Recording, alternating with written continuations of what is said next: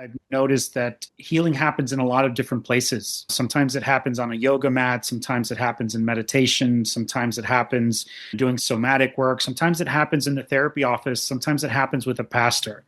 What are we embodying as those presents in the life of others, right? If we can embody love and compassion and knowing that we're sort of all in this together, then God, we can all help to heal each other just through our own work on ourselves sometimes.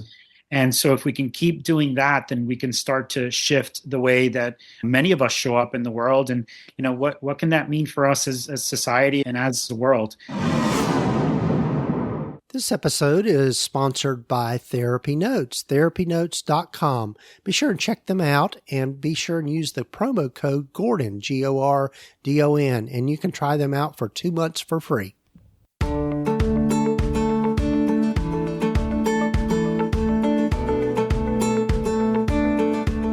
Over 15 years ago, when I started my private practice, I had to learn a lot, and most of it the hard way, and I don't think you need to do the same. Hi, I'm Gordon Brewer, a licensed psychotherapist, and welcome to the Practice of Therapy podcast, part of the Psychcraft network of podcasts. Join me in this journey of discovery as we have conversations with other leaders and professionals in both the mental and allied health fields. Join us as we explore both the business and clinical sides of running a private practice.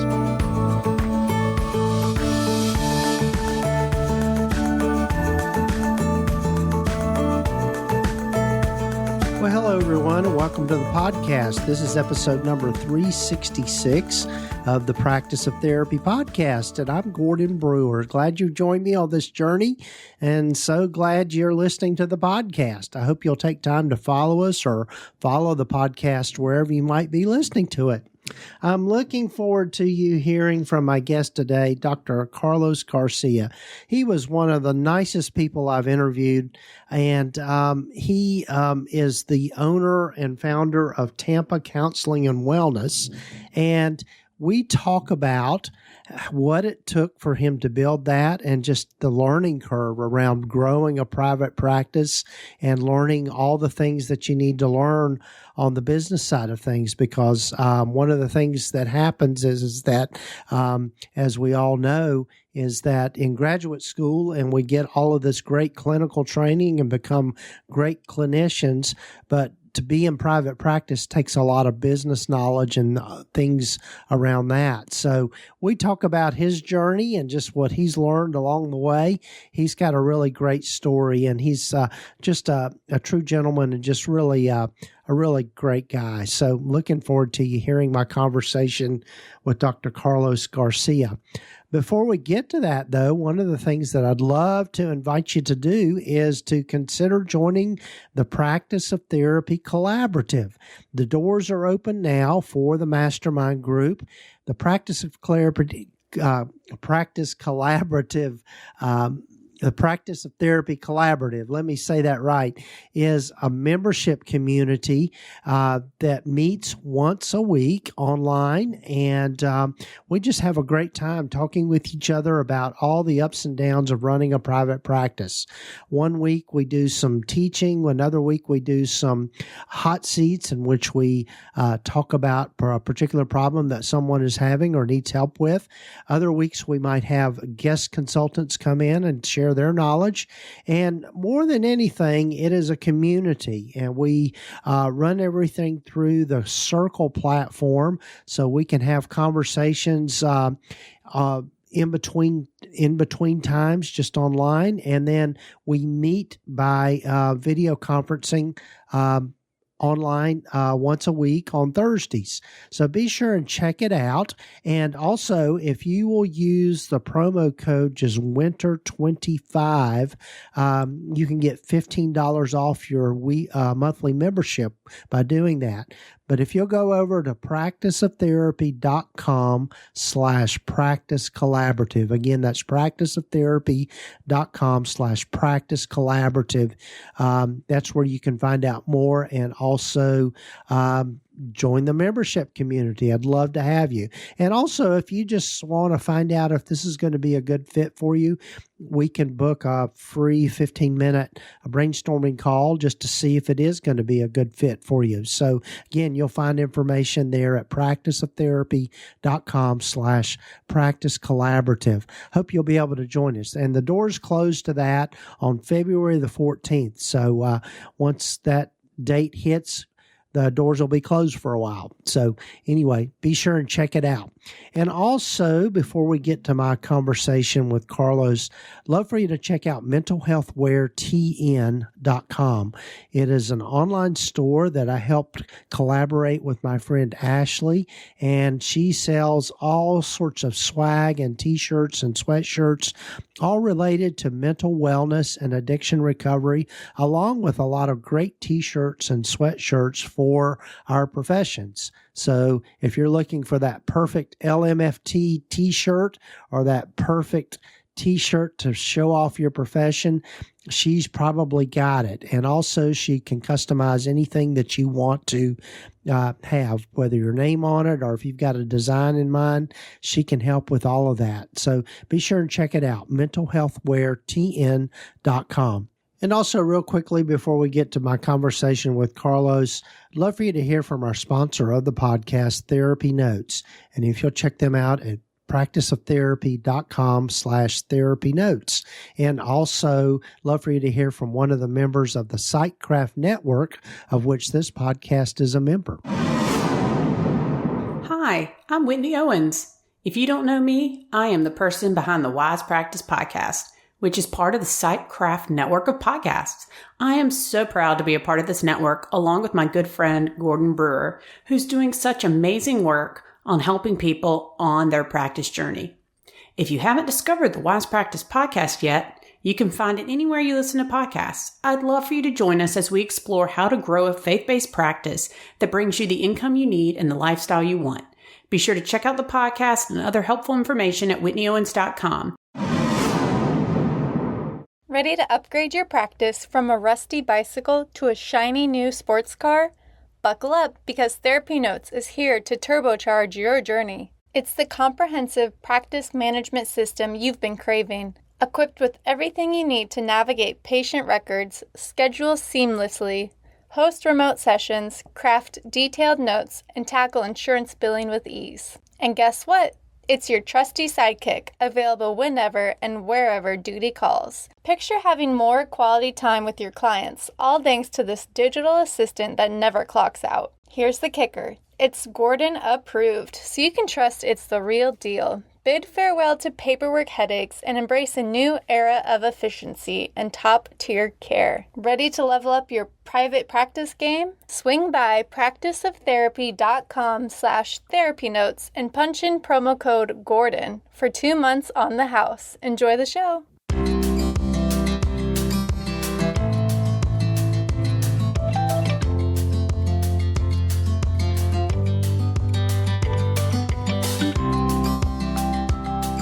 Well, hello, everyone, and welcome again to the podcast. And I'm so happy for you to get to know today Dr.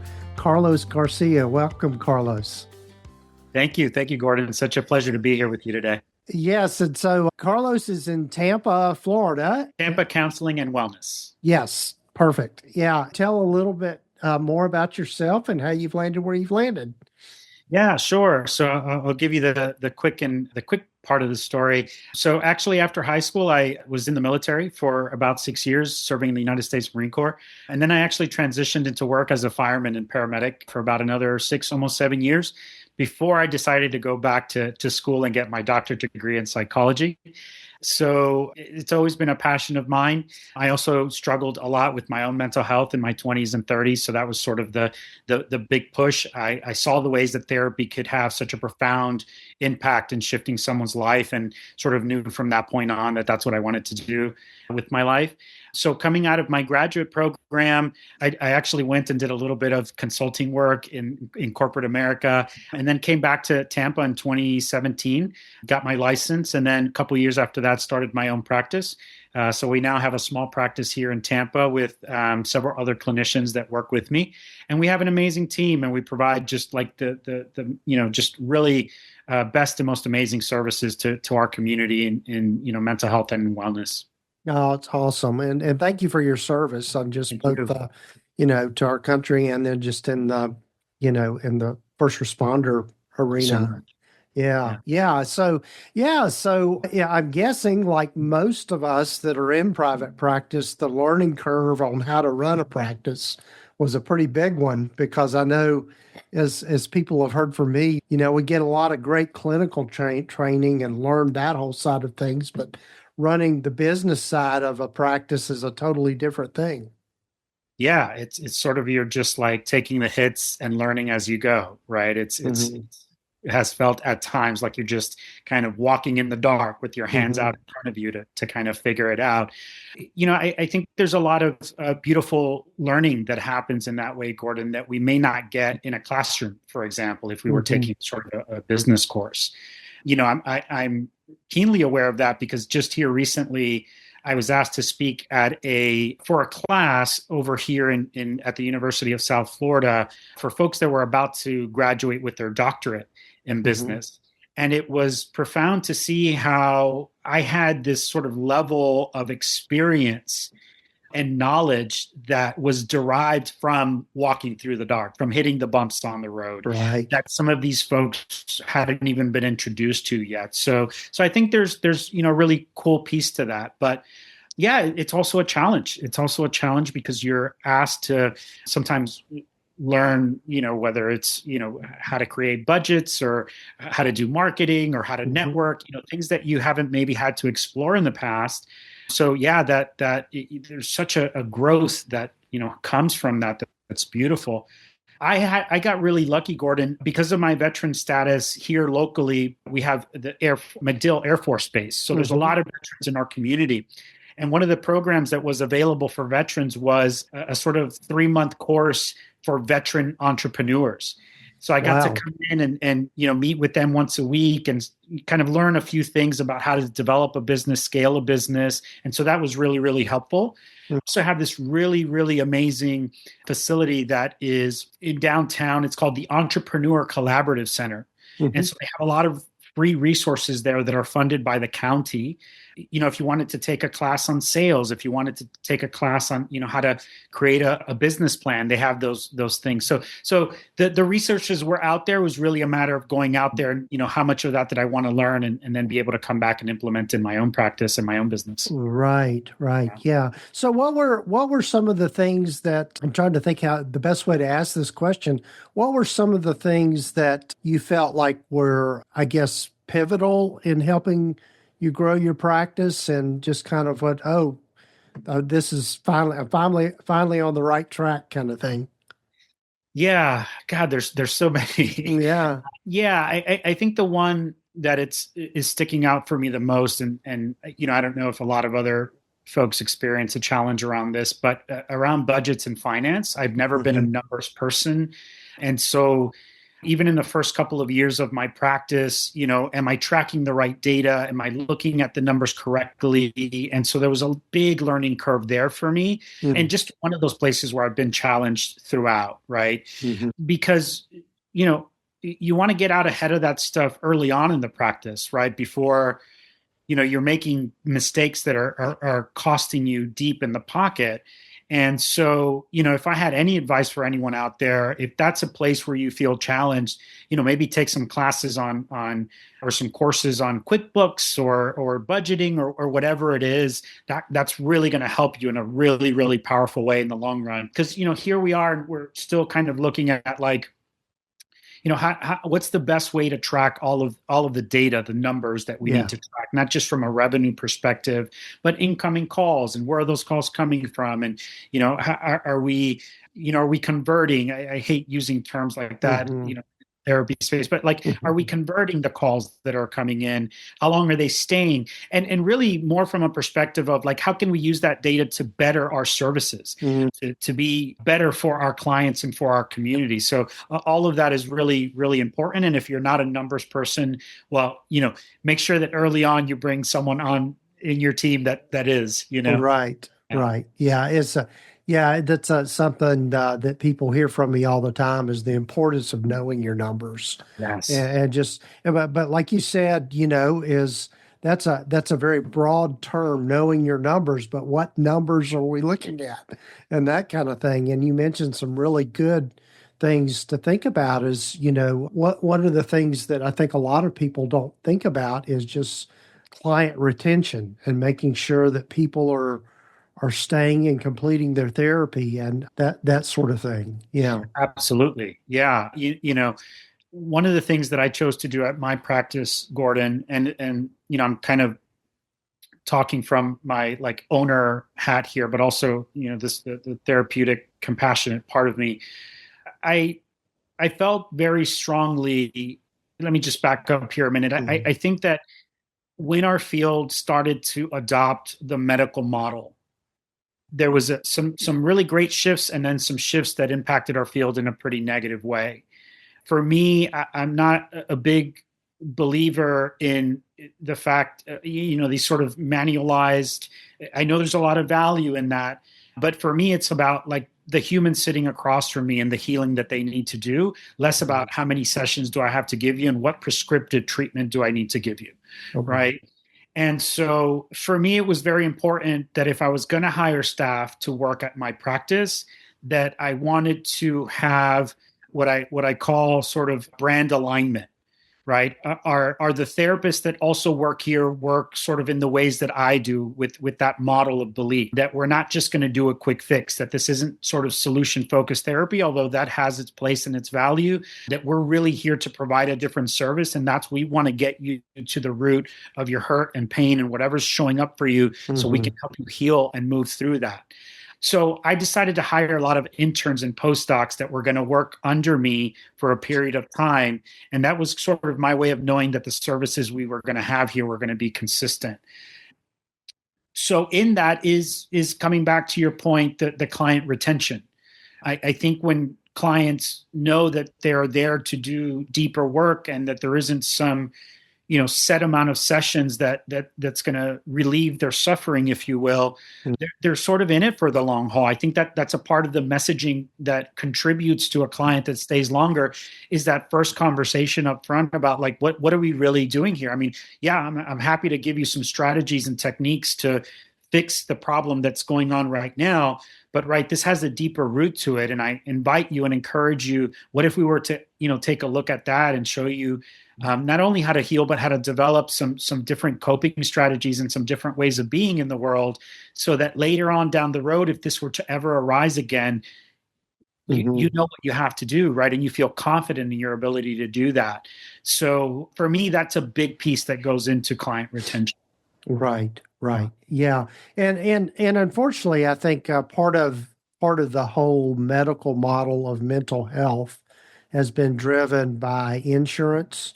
And I don't know whether you accept insurance in your practice or not, but I know for my practice, that's something that we do. And, that's something to be, again, on the business side of things, of being able to be aware of, okay, insurance rates and what you can collect per session and all of those kinds of things, and how it fits in. But I totally agree with you, is that therapy should be driven by what the client needs or what the patient needs, rather than what some chart says they need. Absolutely. Yeah, I wholeheartedly agree. And, I know that people fall sort of everywhere along the spectrum. My experience has been, not only through my own therapy as a patient, but now as a clinician, is that when I've sort of given or allowed the space for my clients to explore, whether it's previous attachments, from this sort of psychodynamic lens, object relations, what are the impacts of those early experiences in our lives that mold the attitudes that we then carry about ourselves and others in the world. I've noticed that inevitably where we arise is that anxiety decreases, the depression decreases, the thing that they're coming in to work on is again, either healed or moved through it in a very powerful way. And because that's been the brunt of my experience is how I've wanted to continue to work. Now, as a business owner, that incurs a huge challenge because a lot of the marketing that we have to do and the advertising it's sort of on us. It's not, given over to the insurance companies. And so, that's a real challenge for anybody that's trying to run a practice that's, self-pay, but something that, when I sit with, having more clients and maybe a higher revenue or continuing to do this work in a way that feels truly aligned and for the clients, I just keep coming back to, well, we're going to stay self-pay and do what we got to do to make ends meet in other ways, Yeah. And I think I know that was a decision that was a hard one for me to make in my practice, because obviously self-pay is easier. There's less headaches and stuff. But then you think about, in parallel to that are the needs of your clients and just looking at the demographics of my area where we're, here in an Appalachian culture surrounded by a large rural area with the socioeconomics is much different than other parts of the country. And so, all of those things need to be considered. Yeah, sure does. Well, the other thing that you mentioned a little bit ago, and I think this is something for people to think about, is as you grew your group practice, the recruiting of therapists and how you went about that. And this is something that I think is becoming more and more a way to think about it is bringing those new folks in and bringing them up, so to speak, and in your ways of doing things. Yeah, we've navigated this multiple different ways. We've, have brought on at times people that are already licensed. We've had good and bad experiences, bringing in whether it's sort of interns or postdocs or at a student practicum level that, then they kind of move through the process. And, there's been positive and not so great experiences there as well. What I can say is, it's a process, right? We've tried bringing people off from doing an advertisement or a post on Indeed, sometimes on social media. We have several also partners in the community and other universities in the area or in Florida or outside who we've developed good relationships with, who are always willing to send us, students and interns. So there's lots of different ways to make that happen. I think where the focus needs to be is in the sort of interview process. And what I mean by that, Gordon, is an interview process that allows either you as the owner or as the group or as the team to identify individuals that are aligned to the vision of the organization and the method in which we work. Right? For example, a small example would be we meet every 2 weeks as a team for our supervision/consultation meeting, right? We discuss cases, right? And so I've experienced at times most of my team, if we had to label it, are psychodynamic, they're integrative, right? They're going to focus on relationships, they're interpersonal, attachment based. And we've had folks that are very solution focused, kind of CBT, and you can tell that they just don't feel like comfortable, or they feel like this isn't the space for them, right? Like it's very nuanced, but you can sense it. So part of what that meant for us is I don't just want to be the only person interviewing this person. I want my administrative team to interview them. I have two young females that work for us in our administrative team, both part-time. They're looking to get their degrees later on. But I have such a deep trust in them because they're so passionate about what we're doing here at Tampa Counseling and Wellness. And so their opinion to me matters just as much as the opinion of anyone else. We also have the person interview with one of our sort of somebody that just finished their practicum or their internship so that they can ask questions about what that process was like for them. Mm-hmm. And then I'll have them sort of interview with me and maybe another clinician. So all of those touch points allow us to see, like, is this somebody that's going to be a good fit here, Mm-hmm. not only from a clinical perspective, but for our team, right? Is this somebody we want to be around weekly? Is this, and so I it's been a really great tool for us, I think. Mm-hmm. And you still get some that kind of slip through the cracks. I mean, people always putting their best foot forward, but it really gives you a good feel for the person you're bringing on, and that's what's truly helped us bring the most aligned folks to our organization. Right. I love that process, and I do a similar thing in hiring when I'm bringing people on. Is Yeah. I want to get kind of a second opinion or other eyes on it of being able to pick up on things that I might not see or be biased to or that kind of thing. Yeah. And I think that the bigger sort of lesson in all of that, Gordon, has been for me knowing that I don't always have the best idea on the team. I don't always have the best way of doing things. And that was something that, when you're a solopreneur like myself and someone that comes from this model of like, take charge, right? Like that's what the Marine Corps taught me, take charge and you lead the way. I had to really delegating was a real challenge at the beginning. Learning that other people had ideas that sometimes were better than mine or ways of doing things that were much better. So I think the bigger lesson there is like sometimes you got to get out of your own way and let people, give them the confidence to take charge and do things, because sometimes that is where the value really comes. Right. And to add to that, I think in delegating, and that's been a learning curve for me as well, because, like most of us that go into private practice, we have a sense of ambition and we the good work ethic and all of those kinds of things. And we have, okay, this is the way I want to do it.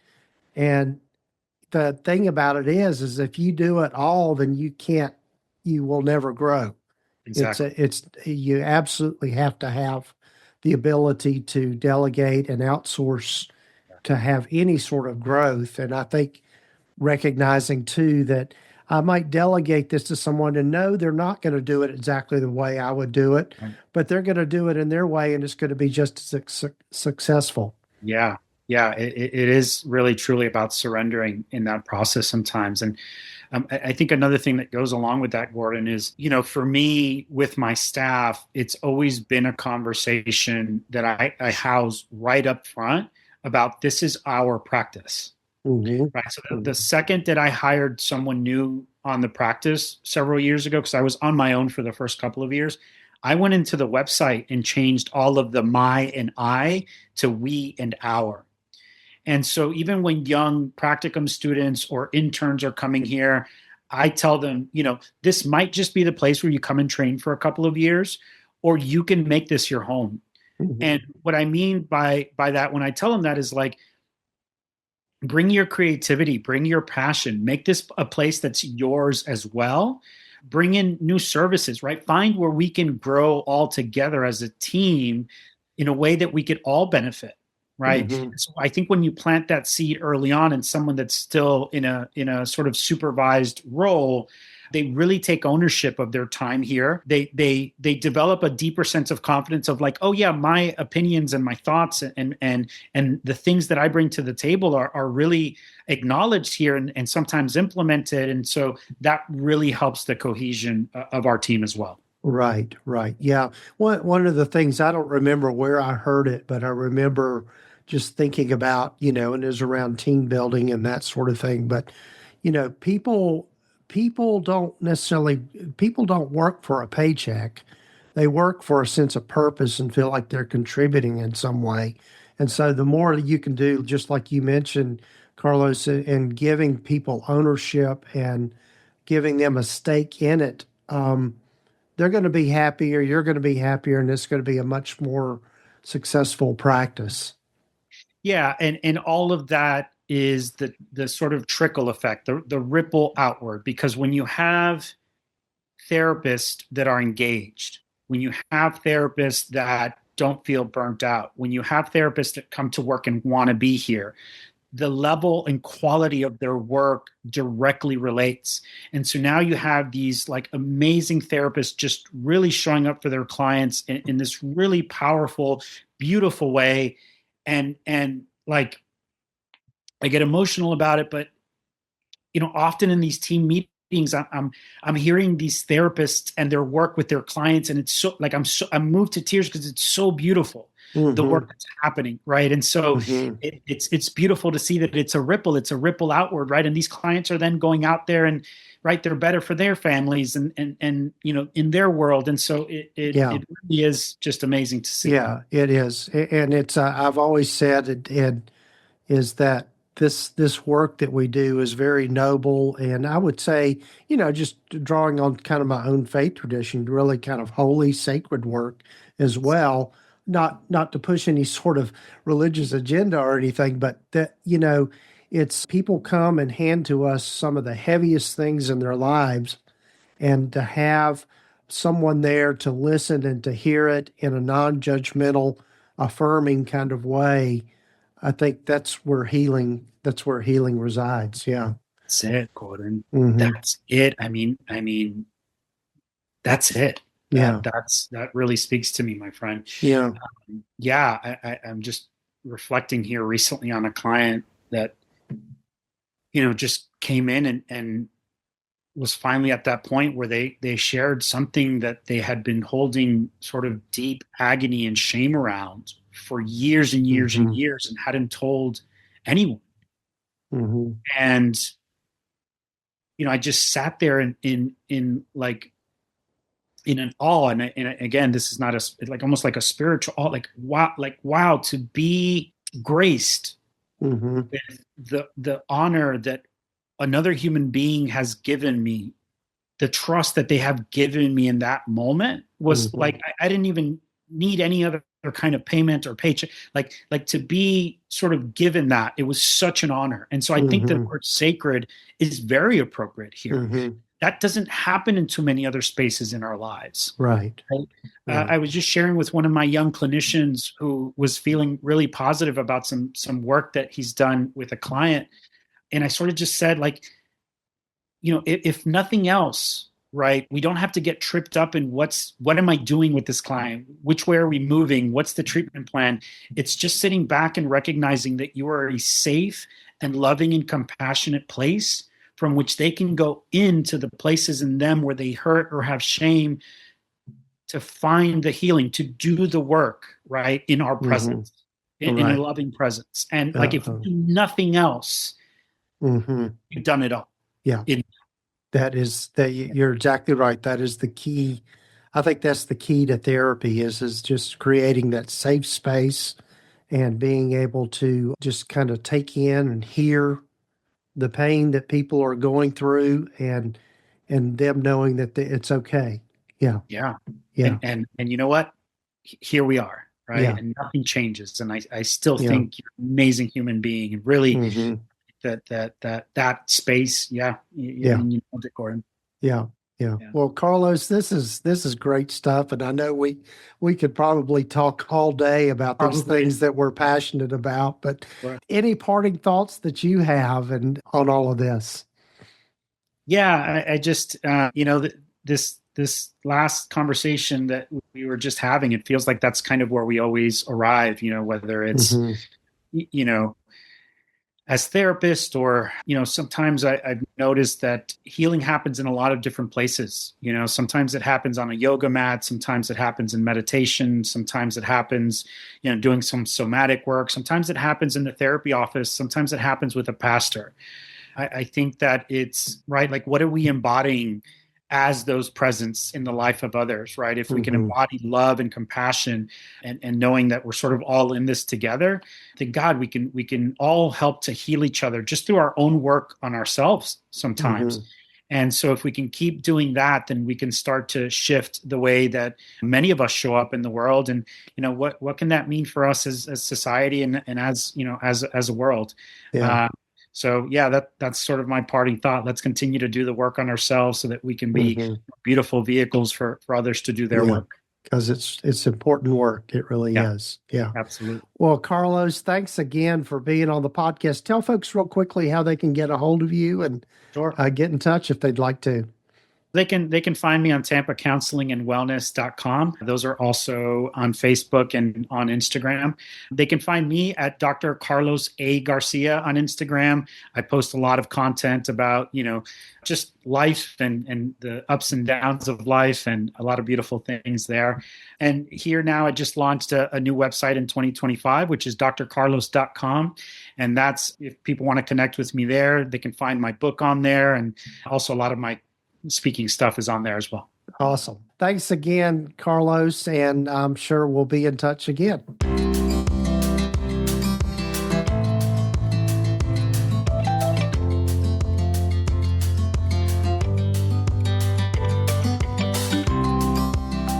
Well, a big thanks to Dr. Carlos Garcia for joining me on the podcast.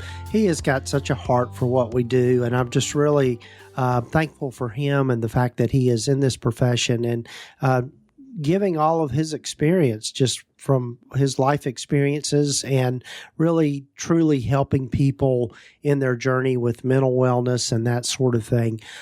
Be sure and check out his things at Tampa Counseling and Wellness. And he mentioned a book, so be sure and check that out as well. We'll have links here in the show summary, show notes and the show summary about all of that. So you can find out more about the things that he has. And so again, thanks to Dr. Carlos for joining us. So also, big thanks to our sponsor of the podcast, TherapyNotes. They are the leading electronic health record system for mental health providers. They're who I use in my practice and absolutely love all the things that they do to continue to improve their platform. And if you'll be sure and check them out by going to practiceoftherapy.com/therapynotes and use the promo code just Gordon, Gordon, and you can try them out for 2 months for free and see if you like them. I think you will. So be sure to check that out. And also, I'd love to have you join me for the Practice of Therapy Collaborative. Again, the doors are open for that mastermind group. You can find out more about that by going to practiceoftherapy.com/practice collaborative. Love to have you join us. We've got a great group of folks that meet every week and just talk about what it means to run a private practice and help hold each other accountable, and also provide support and community in this whole private practice journey, which is a big deal to me, is just having the right community and the right supports.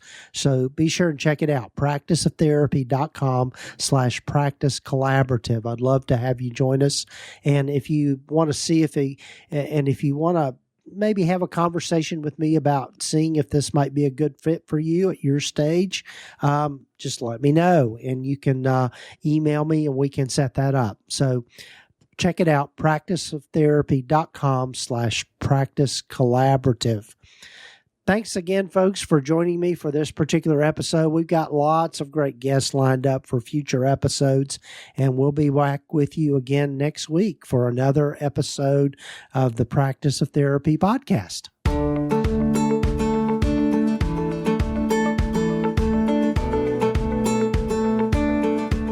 You've been listening to the Practice of Therapy podcast with Gordon Brewer, part of the PsychCraft network of podcasts. You can find out more about the other great podcasts in the network by visiting psychcraftnetwork.com. And if you haven't done so already, please visit us at practiceoftherapy.com and get your free private practice startup guide, along with a lot of other great resources and webinars and free things just by visiting. Also, be sure to follow us wherever you might be listening to your podcasts. This podcast is intended to be educational in purpose and is not intended to give legal, accounting, or counseling advice. If you need a professional, find the right person for that.